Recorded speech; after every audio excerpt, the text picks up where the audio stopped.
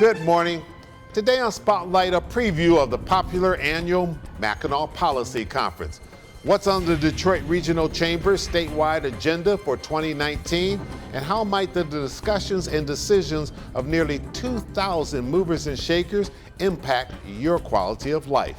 Sandy Barua, the president and CEO of the Detroit Regional Chamber, will be one of my guests. And later, Mark Davidoff, Michigan Managing Partner for Deloitte and Chairman of the Michigan-Israel Business Accelerator, will also join me. He'll discuss how and why Michigan became the first state in the U.S. to launch a free web database called StartupMichigan.tech. It's Sunday, May the 26th. I'm Chuck Stokes, and this is Spotlight from theCUBE.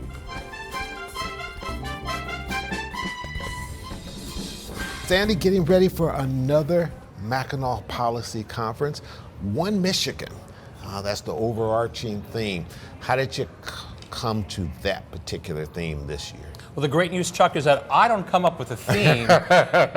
Our chair of the conference, and this year it's Patty Poppe, the CEO of Consumers Energy, came up with a theme with One Michigan, and underneath that we're going to talk about loving Michigan, growing Michigan, and preparing Michigan. And the theme was really selected because this is the first year in a while that we're going into split government. In Lansing, we have a Democratic governor, a Republican-controlled legislature. Things are going to be different, but we accomplish more when we do it together.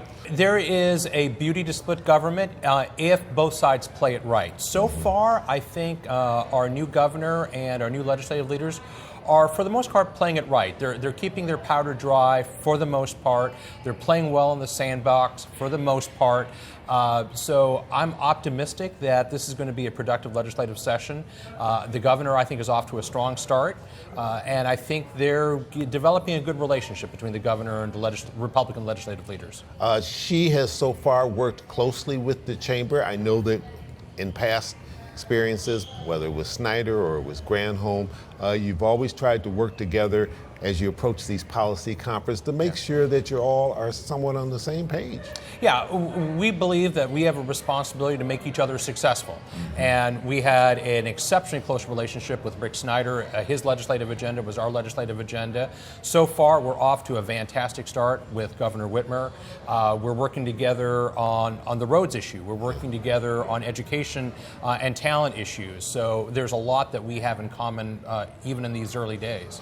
You always establish pillars, 3 pillars to sort of guide the policy conference so that everything doesn't go too far to the right or too far to the left. Gives us the power to say no, too, because the agenda is only about 13 or 14 programming slots. So we have to have a very clear idea of what is it that we want to talk about once we get up there, because we have literally hundreds of requests from people and organizations. Hey, can you put this on the agenda? Can you put that on the agenda? That's why we have our pillars. So in looking at this year's pillars, what do you hope to accomplish? So again, it's really under this banner of One Michigan. What are the things that we can and should be doing together? Not just Democrats and Republicans in Lansing, but east side of the state, west side of the state. Labor, management, nonprofit organizations, and civic service organizations. What are the things that we need to do to grow the state and prepare the state? And something we all agree on is that we all love Michigan. No matter what we do or where we live or what our political philosophy is, we love this state. We want to celebrate that. When I was over in Grand Rapids back in the fall, talking with the leaders there, they were very gung-ho about what was happening on this side of the state, and they wanted the same relationship. They feel as though that wall that used to exist has come down, and that while there's still sort of competition among development, that it's also good that both sides are growing, that if Michigan is doing well all across this state, then that's better competition when we're going up against Ohio and other places. Absolutely. When you look at the collaboration, say, between our organization and our sister organizations on the west side of the state, the Grand Rapids Chamber, the Right Place, when you look at how West Michigan now feels invested in what's happening here in Detroit, and most importantly, Chuck, the rest of the state feels proud about Detroit again. Detroit is no longer a place in Michigan that they feel embarrassed about or feel like they have to explain away. They feel pride for what's happening here, the same pride that you and I feel about what's happening in Detroit. The roads, auto insurance reform. These are sticky issues that we've been dealing with for a long period of time, and the average person out there is like, will they ever get it done to the satisfaction where we see real change? Well, the beauty of the conference is that there's a little bit of magic that happens up there. You get 1,700 of Michigan's top leaders, political leaders, corporate leaders, philanthropic leaders, and things happen. The grand bargain that got Detroit through bankruptcy was kind of done at the Mackinac Policy Conference. The final deal for the Gordie Howe International Trade Crossing, another long-term project that spanned 2 gubernatorial administrations, got done at the Mackinac Policy Conference. The roads issue right now is hot, along with auto insurance reform. The legislature is going to be up there. The governor is going to be up there. Most of the most senior business leaders in our state are going to be up there. This is where a deal might get done. I'm not making any guarantees, Chuck. Hey, but you got to There's be no optimistic. money-back guarantee on that. Got to be optimistic going in. All right, we're going to take a little break. We'll hurry right back, and we'll talk a little bit about a to-do list, which is an important part of the conference. We'll be right back. Stay with us.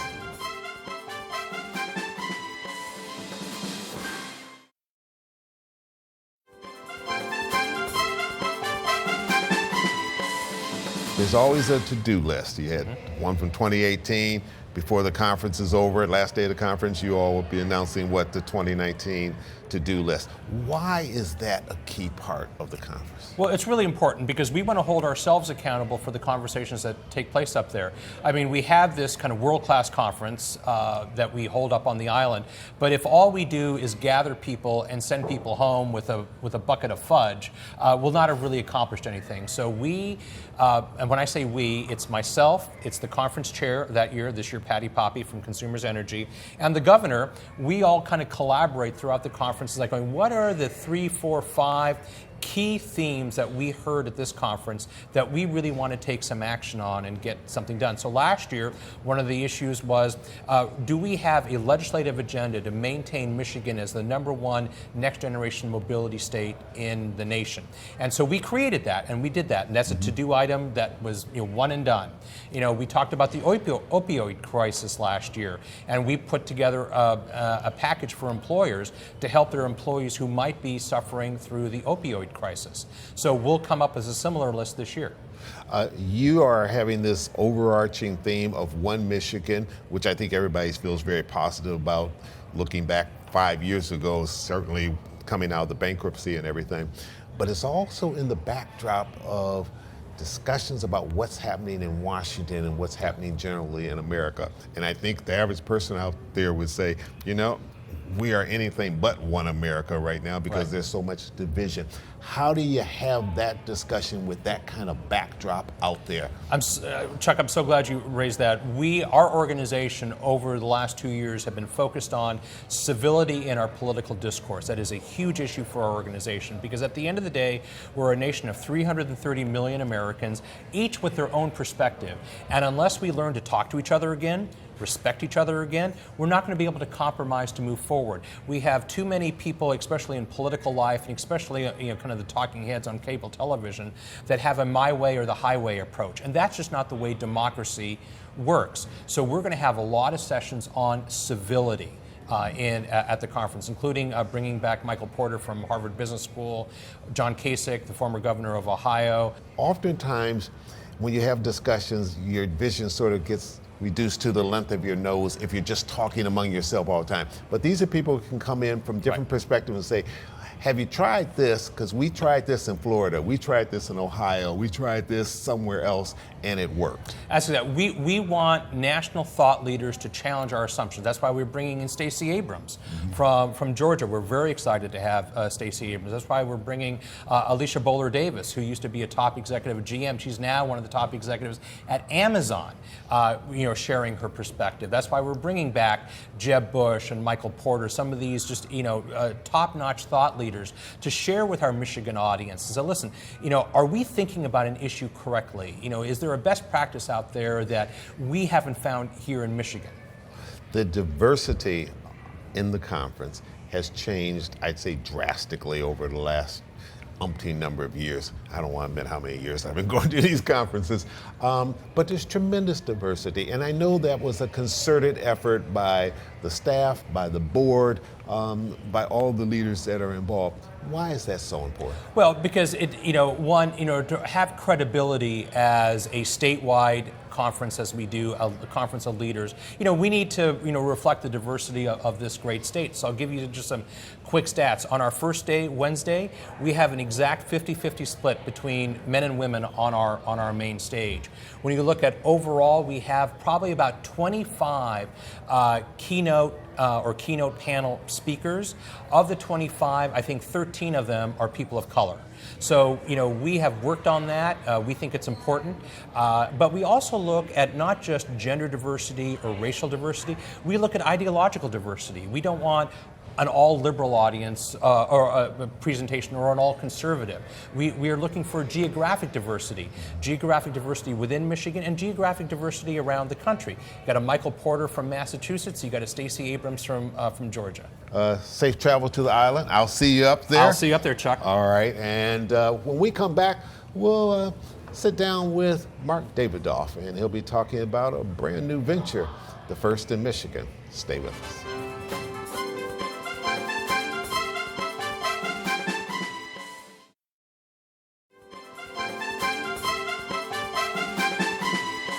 And welcome back to Spotlight as we turn our attention to small business, technology, and the web.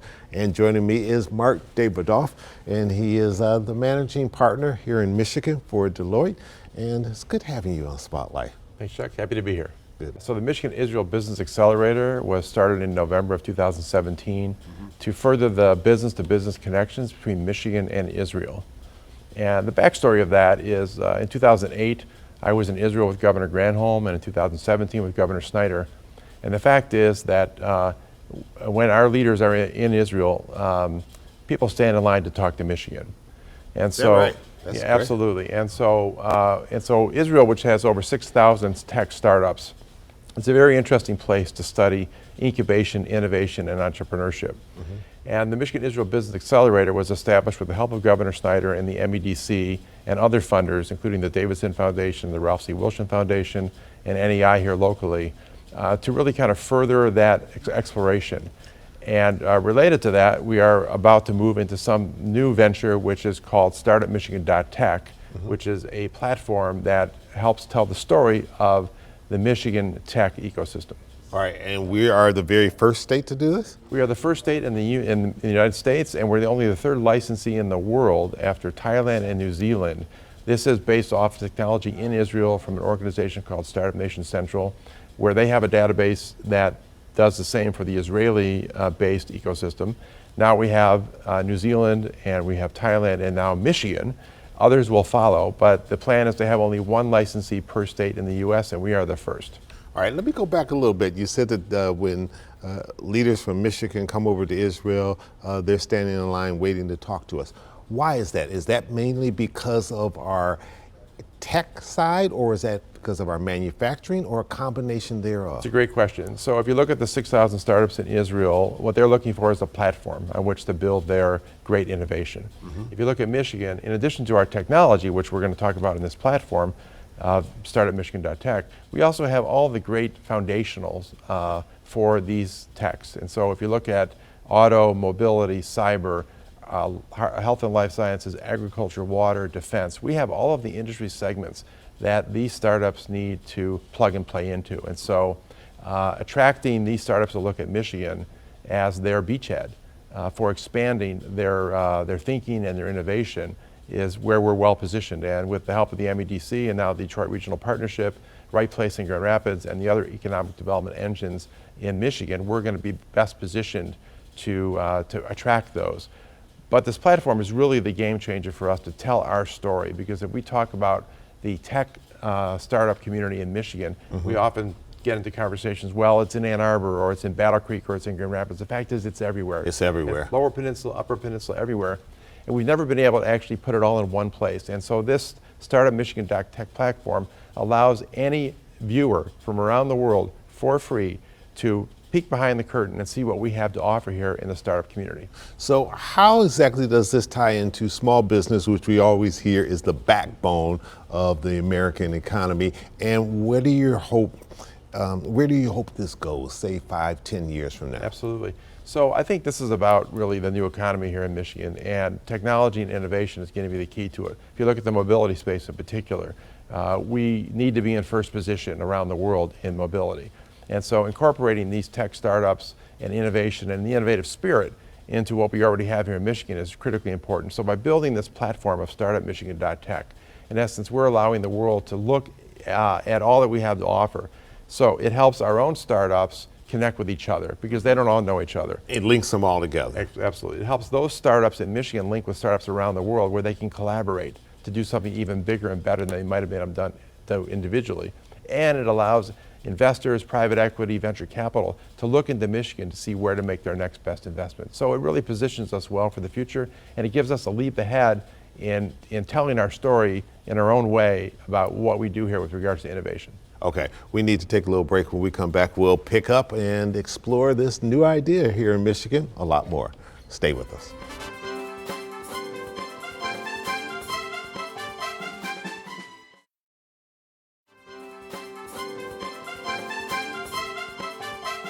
You mentioned New Zealand.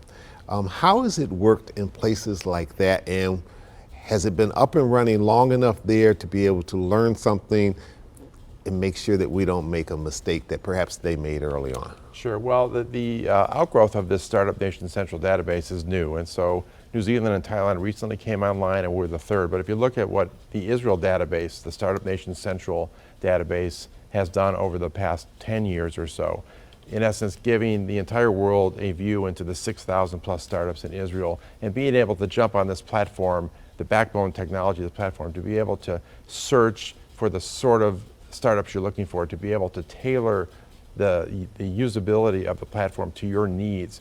It allows it to be user-friendly and really kind of entrepreneurial. And so, and there are a number of other countries that are in the wings to come on board. So if you fast forward to 3 or 4 or 5 years from now, there might be 50 of these systems around the world.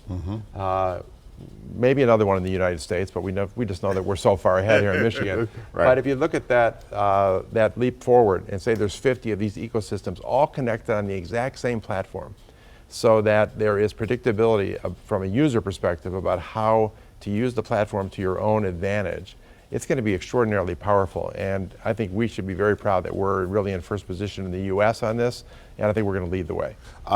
You know that in business, no idea, especially if it's a good idea, remains idle unto itself. You know the competition is going to be coming. As you look around, what other states are having their eye on this, and who do you have to look over your shoulder at? Well, a number of states have been looking at this platform and have been trying to get to the point of being a licensee, which is what it takes. But we applied to be a licensee. We had to undergo due diligence from the organization Startup Nation Central in Israel. We had to qualify, and we had to have an organization standing behind it. And the Michigan Israel Business Accelerator, with our amazing board and our funders, really presented a strong case for being worthy of being a licensee of this database. And so there will be others to follow, but I think competition is actually great in this space.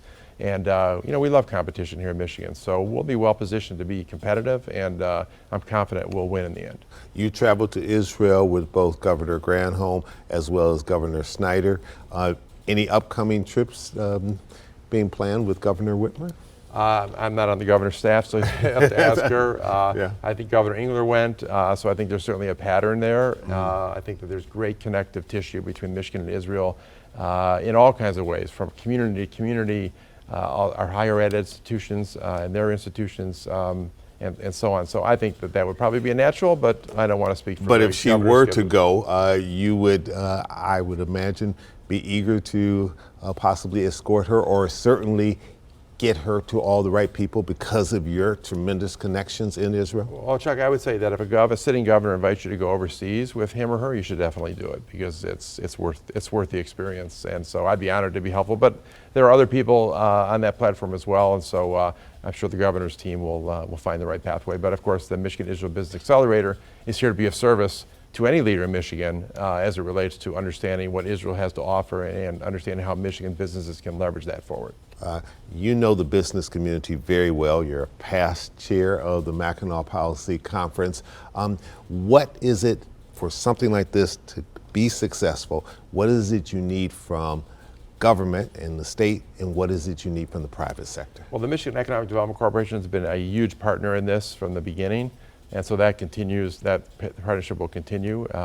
And so I think what we need is for business leaders in Michigan to take a test drive on this platform, startupmichigan.tech, and it's really on us now to really leverage this as much as we can, working our networks in Michigan and our networks in Israel, but also helping Michigan businesses, small businesses, medium businesses as well, understanding how innovation can help you solve your most difficult problems, and how innovation can help you leverage your greatest opportunities. And so I think from growing from within organically and making our great companies as great as they can be is really what we should be focused on through this platform. Your interview is coming right behind Sandy Barua, chair of the Detroit Regional Chamber. You know that organization well. You know the policy conference well. As you look at them getting ready for this year's policy conference, what are your thoughts as a past chair? Well, it's a great title, being past chair. Patty Poppe is going to be a lot less headaches, right? Patty Poppe, CMS Energy CEO, is going to be an amazing chair. Sandy Barua is a fantastic leader. The Detroit Regional Chamber is one of the best chambers in the country. And we're really at a pivot point. We have a new governor, we have new legislative leaders, and we've had a good run here economically, but how do we make the most of that going forward before whatever storm clouds might be out there, because they're probably coming at some point. Sure. But I think every conference is important at its time, and this conference will be seriously important given all those changes and all the work we have to get done here in Michigan in a very short period of time. Their theme is One Michigan. There has been a really concerted effort for the last several years to move Michigan into that vein where we speak with one voice. It's not Detroit versus Grand Rapids or anyone else. Sure. Do you feel like we're making a lot of progress in that, or are you feeling like every policy conference we take 2 steps forward? No, absolutely. There's certainly more bridging between East and West, for example. The Business Leaders for Michigan organization, led by Doug Rothwell, has done a phenomenal job in making that happen. And you can see now leadership from West Michigan coming to the Detroit Regional Chamber Policy Conference, and leaders from Detroit going to the West Michigan Policy Conference. Right. So an exchange of ideas, exchange of leaders. I think those days are over. I think that's really kind of old news. I think we are one Michigan. I think we have a sense of cohesion, what it's going to take to be a top 10 state again in this country, and the platform for the world that we deserve to be, and a place where people choose to live, work, play, and raise their children. That's really what we all need to be about. Final question: if people want to get more information about this, where should they go? Go to startupmichigan.tech or michiganisrael.com. The platforms are in both places, the link to it, and we're here to be helpful. All right. Mark Davidoff, thanks so much for coming in, Thank you, and I'll see you on the island. Thank you. All right, have a safe trip. I'm Chuck Stokes. We'll be back next week with more newsmakers in the spotlight. We hope you have a great week.